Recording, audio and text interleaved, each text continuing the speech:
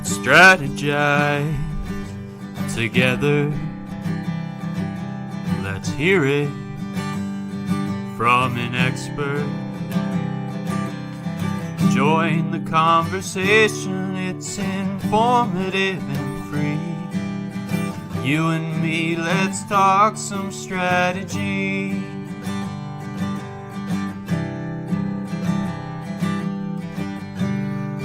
Now here's your host, Morin-van.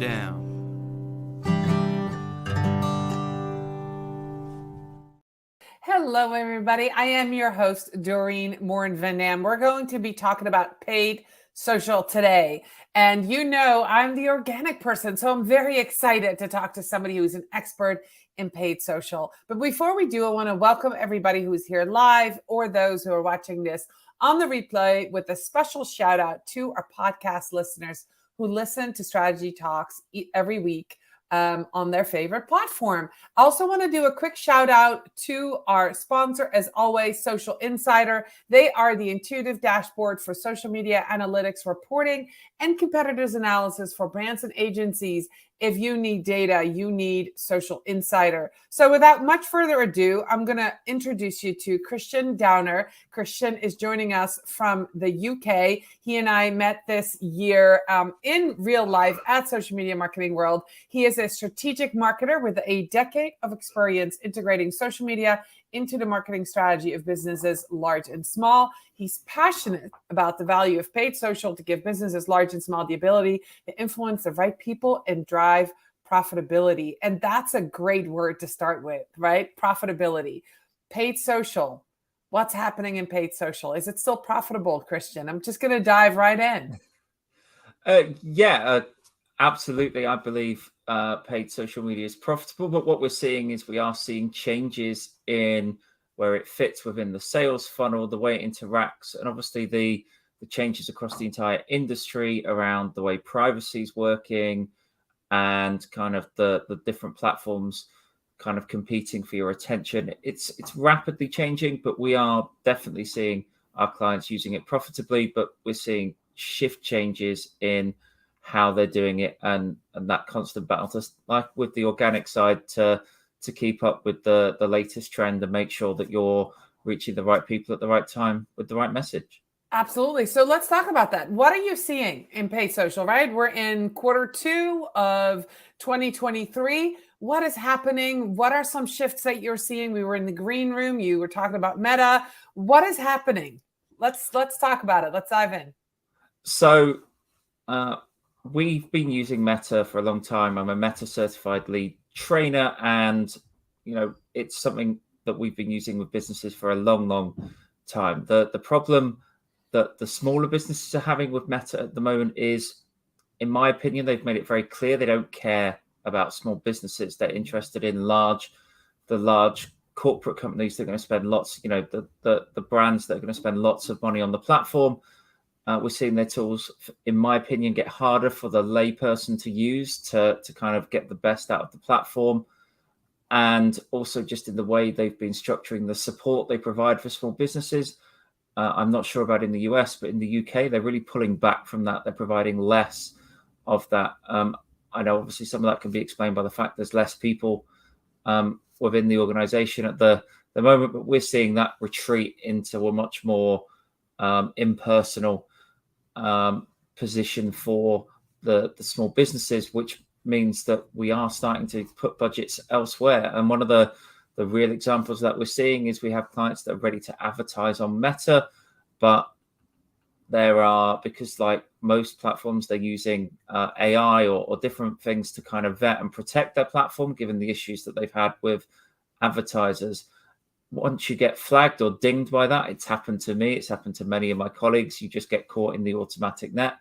It's very hard to get someone to speak to actually resolve that problem. And if you're relying on, and this is always advised, never rely on one platform, or particularly social or one advertising platform for your clicks or for your traffic, is that can really hurt and limit your ability to advertise. In fact, we're going through this with one or two clients just this week, and it's like banging your head against a brick wall. Yeah. So let's dive in that a little bit. So if you're a small business and you have a couple $100s a month to spend, because that's sometimes what all we want. We want to boost a couple of posts. We have an event coming up. We want to put some advertising dollars behind it, and then we get flagged. So if you're a small business, is it even worth it? Is that where we're heading? Is that what you're seeing? Is it even worth it to try to spend money on it and get an ad account suspended or get, caught in that net, as you called it? Or is it worth it to look? Is it better to go look somewhere else? And where should we look? The challenge with this is, and the reason we've still got clients on the platform, is pound for pound or dollar for dollar. It's still the most effective place for small businesses. As you said, if you've got a couple of $100, you can spend that slowly with Facebook for as little as a dollar a day, to reach that. So particularly for very small businesses where they might have that limited budget or they're geographically focused, it's still an amazing way to reach your customer base. Now, for clients that are maybe a little bit bigger and have more room to experiment, we're using TikTok more and more to see how that plays out. But of course, there's a whole different type of uncertainty and challenge that comes with that platform. And for our more professional services, more business to business clients, we are using LinkedIn more and more as that platform starts to look to monetize, and we're seeing some real opportunity there. So unfortunately, Facebook, Instagram, it's an incredible platform. It's more just my frustration at the kind of, I feel there could be so much more that to help the small business. But as I said, dollar for dollar, it's where I would start, because you can literally put a pin on the map and say, I want to reach people that live in that location. And for most small businesses, that's incredibly powerful. Yeah, absolutely. And I want to ask you something, and that's, it's going to be your opinion. And I know that this is what you do for a business, but it used to be a fairly simple thing to put an ad out on Facebook or Instagram. And I heard you say this, it's increasingly difficult for somebody to do that. The tools are harder to use, the structure of Meta and the business suite. There's a lot more to it now. You're a Meta certified Facebook advertiser. If somebody is new and starting their business and they want to advertise, do you recommend that this is going to be on that outsource thing right away? Or do you think somebody should go ahead and dive in and dabble a little bit? Or is this really, we sometimes make those lists, right? I'm starting my business. I'm doing this. I'm outsourcing my marketing. I'm outsourcing my copywriting. I'm outsourcing my web design. Is paid social advertising something that somebody who might be brilliant at coaching or brilliant at product selling should even bother doing on their own, or should they hire somebody? Oh, that's a great question, Dorian. That's an absolutely brilliant question, because I'm so split on that as for an answer.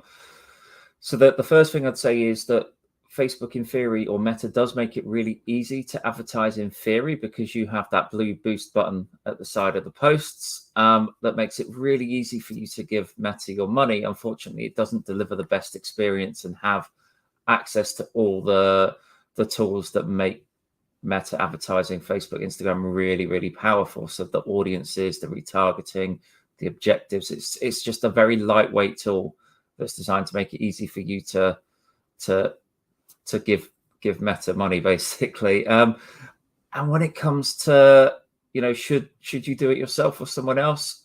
What the approach we've been taking recently is let someone professional set it up for you. So you get that foundation, give you maybe that drive through of understanding, well, I need to get here, I need to do this and to do this, to set up things like the domain, and the events for custom audiences and all that things they've been doing to kind of counter that update of iOS 14.5 and make it easier for you to track your results and get some of that back.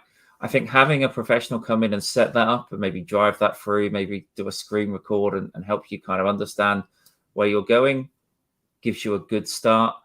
And then that way you can get some campaigns running and you can start experimenting and do some of the basics yourself. So we kind of have a couple of options we offer now, one of which is that kind of setup, and then hybrid, where some clients just pay us for an hour a month to just come in and they do the heavy lifting, and we almost do like a sense check and what did you think about this, or did you think about that, and provide that creativity and that expert view. That makes a lot of sense, Christian. And I think that a lot of people struggle with this, right?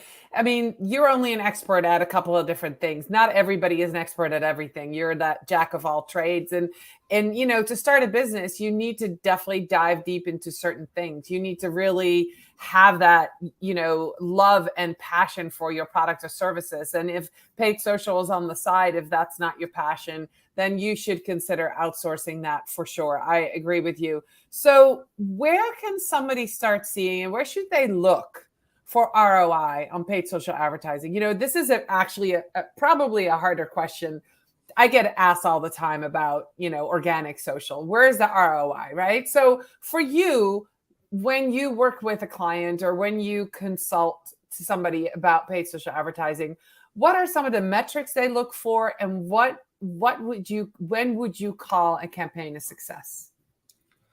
Again, you're right. That's an absolutely great question. And some of those trends I mentioned at the beginning there are driving the challenge that you might have with that. So one of the big trends or challenges is that marketing is multi-touch point. And it may be that your ads or your organic are being seen, and then it's also your Google or your even your networking or all the other advertising that you're doing is all pulling together to convert that sale. But only one place might get that kind of attribution when actually it's a number of different things. You look at the big brands, you look at, let's take, a really huge example, Coca-Cola. They might have a billboard on a bus, they'll have a TV advert, they'll have, some digital campaigns, they'll have a number of different things. And when you buy your next can of Coke, you wouldn't be able to say, oh, well, I bought it because I saw that billboard on the bus or that kind of thing. So the challenge there is very much that's it. So we look at objective, very much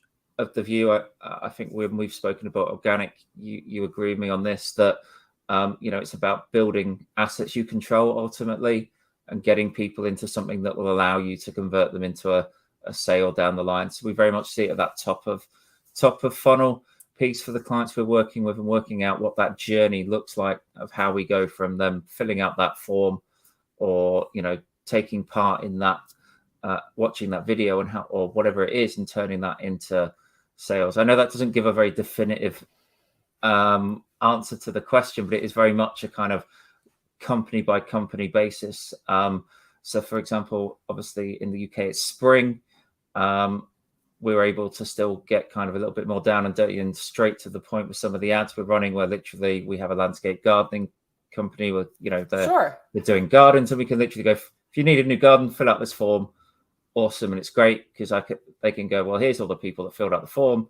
Here's all the people we called. This is how much money comes out at here's how many contracts we got. This how much money. And that's unfortunately for most businesses we're dealing with now, it's not quite as simple as that. No, unless you have a super good offer, but even with a service, right? So brand awareness, like campaigns on Facebook, there's different objectives to why you're advertising. So let's shift gears a little bit. Let's talk about some of the other platforms. Does your company do Google ads?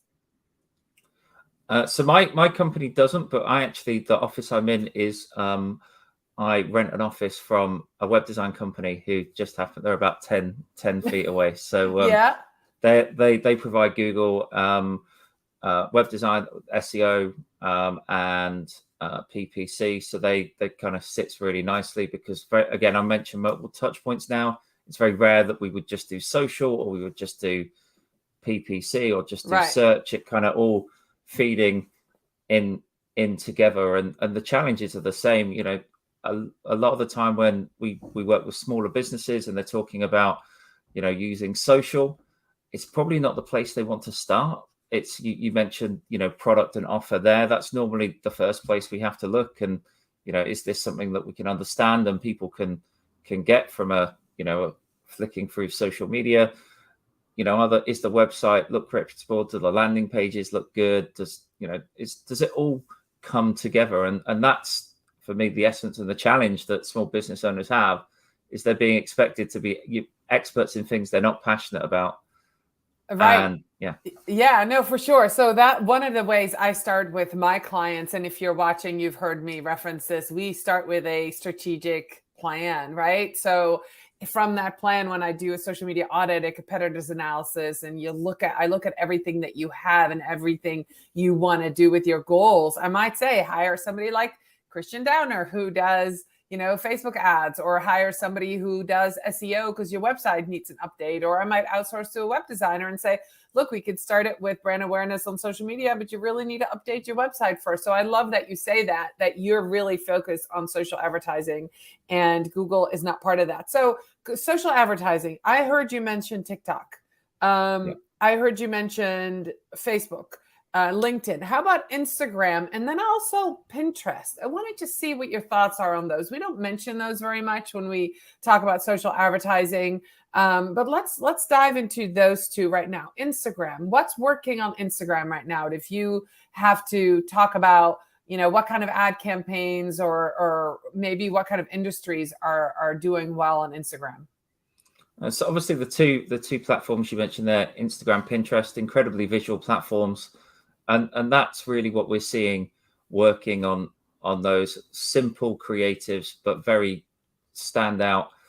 We when we run these, we tend to run them from Facebook because the platforms obviously are owned by Meta. We run them through the Facebook page onto connected to the Instagram, and what we're seeing is the simplistic messaging. With very striking images, capturing that attention, those snappy reel, that snappy video content, or that really standout visual that just captures attention as it is. It's a visual platform, and that is what really we see working.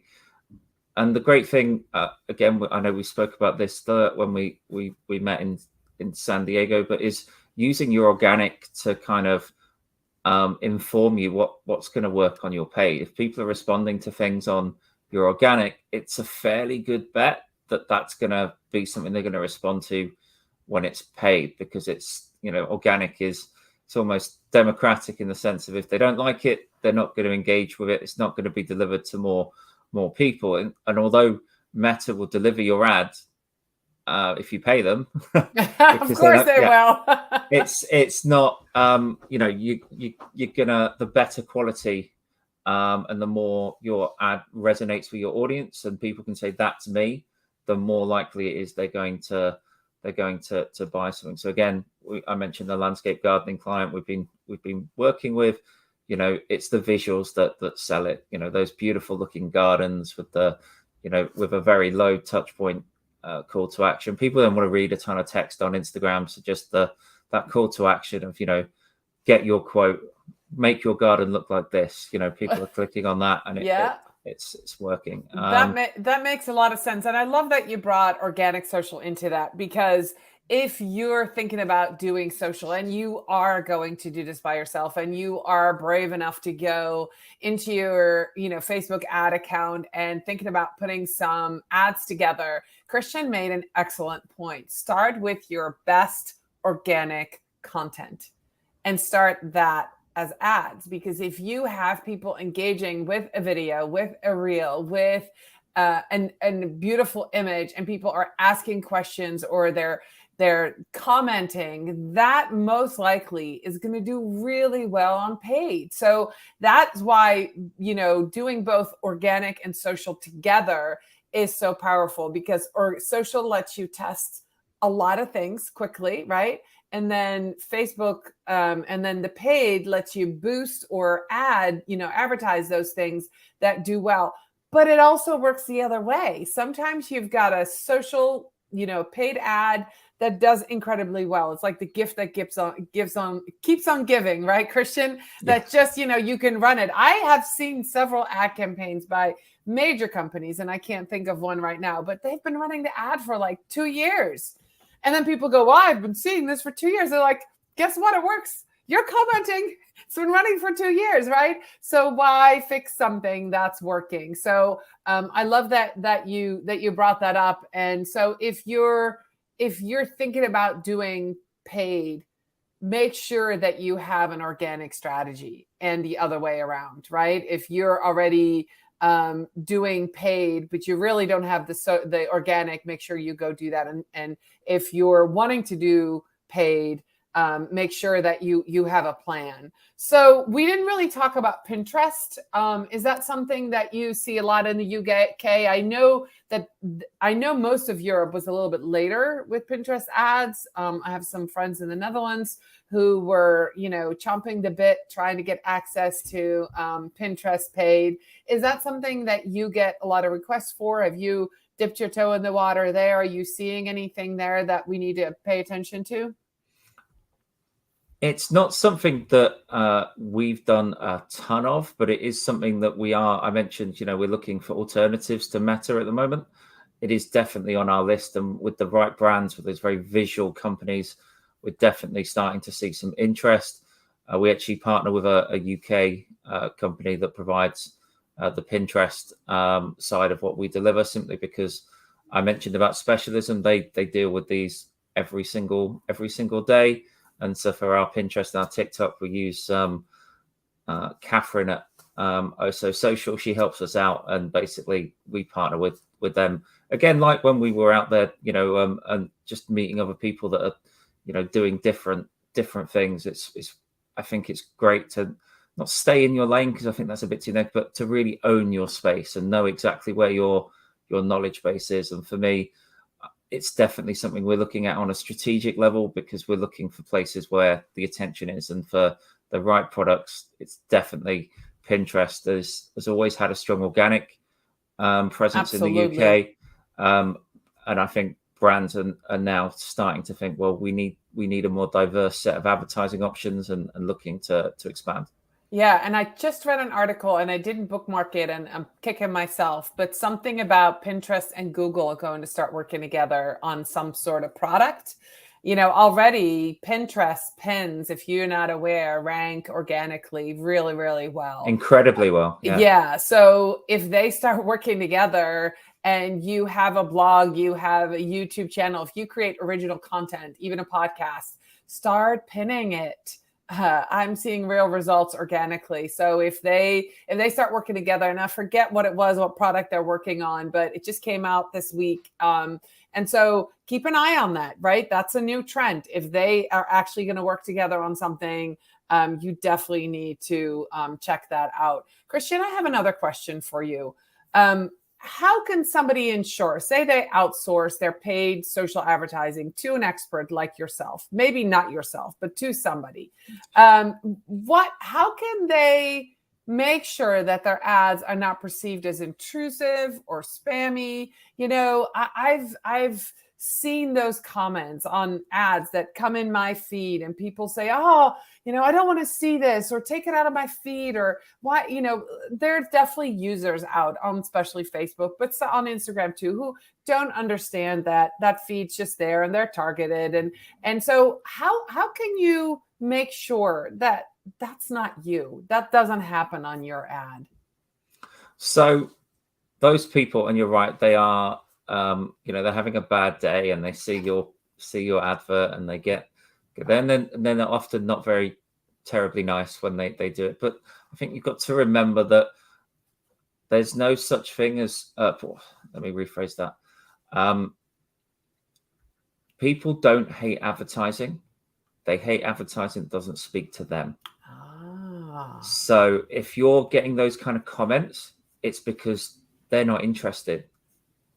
But if it's something they are interested in, then they will engage and comment and get involved. So it then would, if you're getting those comments, my first thing is kind of looking at it and analyzing is, what have we done wrong? I.e., is the targeting wrong? Is the creative? We're obviously not calling out our audience well enough for making sure they go, that's me. If good advert for me, people see and go, I want that, or that's me. That's the thing. The best advertisements, the ones that get tons of engagement, are people tagging their friend going, oh, this is totally you. This is, you're saying with organic, right? This is totally you. This is, you need this, good adverts. They're tagging their friend going, oh, I really want this, or you really need this, and that's it, because it speaks to those people. So when we've, and we all make mistakes. When we've made those mistakes, we get those comments. It's normally that we've not made it clear enough who we're speaking to. So we've not given enough data to the advertising, machine learning and artificial intelligence to go, these are who we're looking for, go find them. So it gets confused and it shows it to a random group of people to try and learn. And then it kind of goes a bit haywire and get that comment. And it's, So always same, this is where what we do aligns so well. And Doreen, is like, if you've got that target audience nailed down, you understand them, you know what they like. If you focus solely on them, then you're gonna be absolutely fine.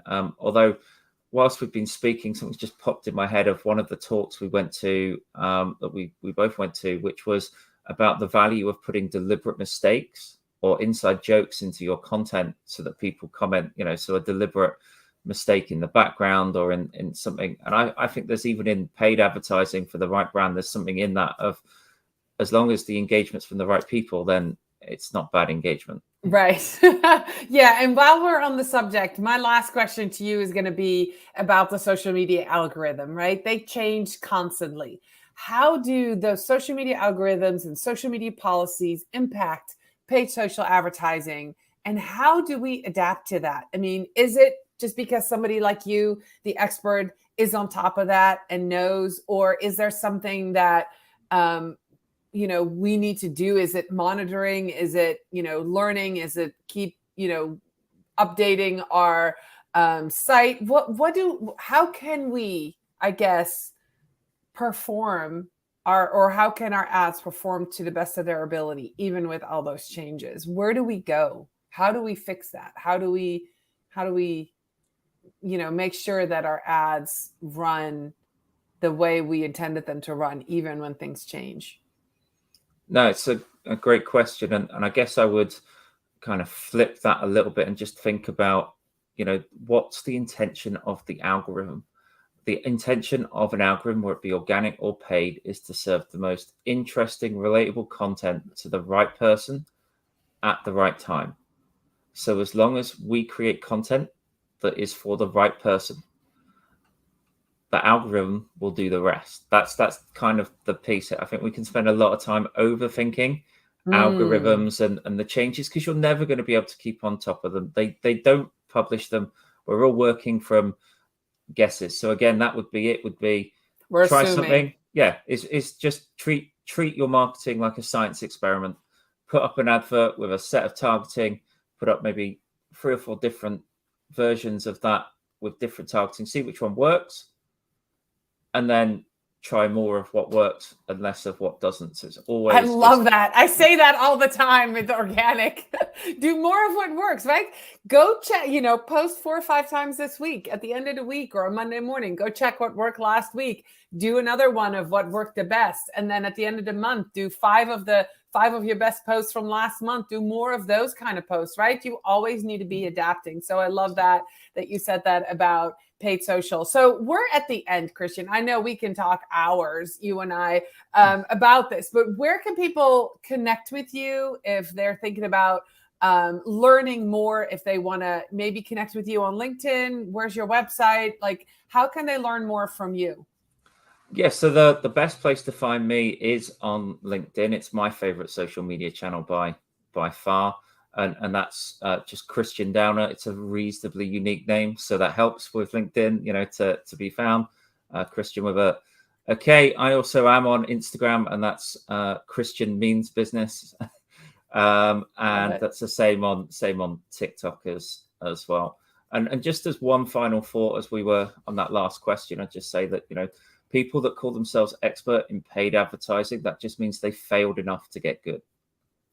Oh, that's a wonderful quote to end with. Christian, thank you. I appreciate you so much. I will be back next week with another episode of Strategy Talks. Thank you so much for watching, being here live, watching the replay, or listening to us. I thank you and have a great rest of your day. Bye, everybody. Cheers.